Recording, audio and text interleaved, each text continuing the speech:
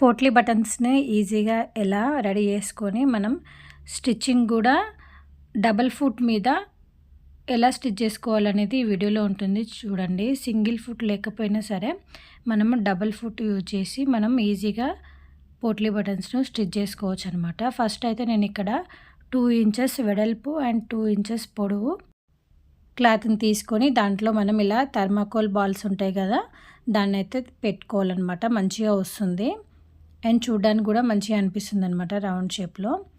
And ఇది మనకి cloth ఏ కలర్లో ఉంటే ఆ కలర్కి కొద్దిగా మ్యాచింగ్ అయ్యేటట్టు చూసుకోండి. లేకపోతే ఒకవేళ క్లాత్ అనేది ట్రాన్స్పరెంట్గా ఉంటే మనకు కనిపిస్తుంది అనమాట.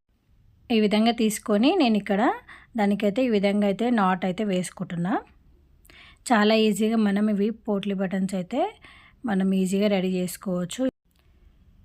ఇలా ఈజీగా మనకు ఎన్ని కావాలంటే అన్నీ రెడీ చేసుకోవచ్చు అనమాట. నేనైతే ఇక్కడ ఈ విధంగా అయితే దానం అయితే నాట్ అయితే వేసుకొని మనకి ఎక్స్ట్రా ఉంటుంది కదా, ఈ క్లాత్ అయితే కట్ చేసుకోవాలి. కొద్దిగా మనం స్టిచ్చింగ్ కొరకు క్లాత్ ఉంచుకొని మిగతా అంతా ఎక్స్ట్రాది కట్ చేసుకోవాలన్నమాట. ఇంకా కాటన్ తోటి అండ్ బీట్స్తో కూడా చేసుకుంటారు పోట్లీ బటన్స్, కానీ ఇది నాకు ఈజీ వే అనిపిస్తుంది. చాలా సింపుల్గా తొందరగా కూడా అయిపోతుంది అనమాట.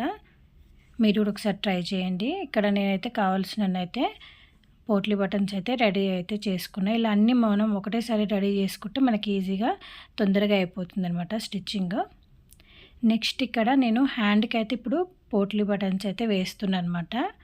హ్యాండ్కి ఇక్కడ నేను 1 ఇంచ్ మార్క్ అయితే చేసుకొని ఈ విధంగా పోట్లీ బటన్స్ అయితే దీని మీద పెట్టి స్టిచ్ చేసుకోవాలి. ఇట్లా మార్క్ చేసుకోవడం వల్ల మనకి ఈక్వల్గా అయితే వస్తాయి అన్నమాట.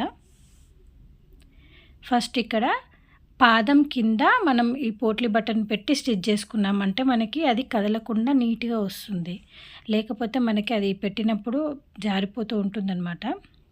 ఇలా మనం ఇంత 1 ఇంచ్ వరకు మార్క్ చేసుకున్నాం కదా, దానికి దగ్గరలోకి వరకు స్టిచ్ చేసుకొని కరెక్ట్ ఆ మార్కింగ్ దగ్గర మనం ఇది పెట్టి పాదం పైన పెట్టి స్టిచ్ చేసుకోవాలన్నమాట. అట్లయితే మనకి అది కదలకుండా నీట్గా వస్తుంది. అండ్ సింగిల్ ఫుట్టే కాదు, ఇట్లా డబల్ ఫుట్తో కూడా మనం పోట్లీ బటన్స్ అయితే స్టిచ్ చేసుకోవచ్చు. చూడండి, ఇవి నాకైతే ఈ పద్ధతి అయితే ఒకసారి ట్రై చేసిన ఈజీగా అనిపించింది. నేను ఎప్పుడు ఇలానే కుడతా, మీరు కూడా ఒకసారి అయితే ట్రై చేయండి. అండ్ ఈ విధంగా సింపుల్గా అయితే మొత్తం అయితే స్టిచ్ చేసుకోవాలి. చూడండి, నీట్గా వచ్చినాయి. నెక్స్ట్ మనం ఎక్స్ట్రాస్ అయితే కట్ చేసుకోవాలి. ఎందుకంటే మనం దీనిపైన మెయిన్ క్లాత్ వేసి కుడతాం కాబట్టి ఇక్కడ మనకి ఉబ్బెత్తుగా లేకుండా నీట్గా ఉంటుంది. ఈ విధంగా మొత్తం అయితే ఎక్స్ట్రాస్ కట్ చేసుకోవాలి. ఎందుకంటే నాకు ఇక్కడ హ్యాండ్స్ యొక్క బార్డర్ అయితే ఆల్రెడీ స్టిచ్చింగ్ తోటి అయితే వచ్చిందనమాట, పైపింగ్ వచ్చి. అందుకోసం నేను ఇక్కడ ఈ విధంగా అయితే first potli buttons lining stitch చేసుకొని తర్వాత హ్యాండ్ యొక్క మెయిన్ పార్ట్ అయితే దీనిపైన ఈ విధంగా నేను చూపించిన విధంగా అయితే పెట్టుకొని మనం స్టిచ్ చేసుకోవాలి. ఈ విధంగా పోట్లీ బటన్స్ అంచు వైపు నుండి ఆ పైపింగ్ ఆ బార్డర్ అయితే వేసుకోవాలన్నమాట. ఆ పైపింగ్ వచ్చిన బార్డర్ అయితే బ్లౌజ్ది.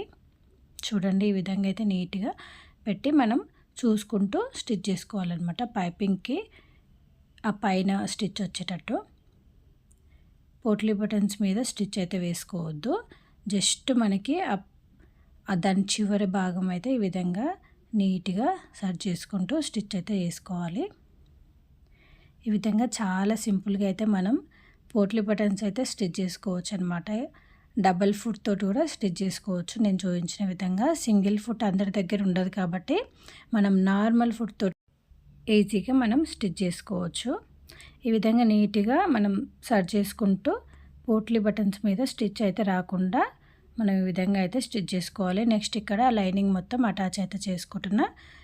ఈ విధంగా వచ్చిందనమాట ఫైనల్గా.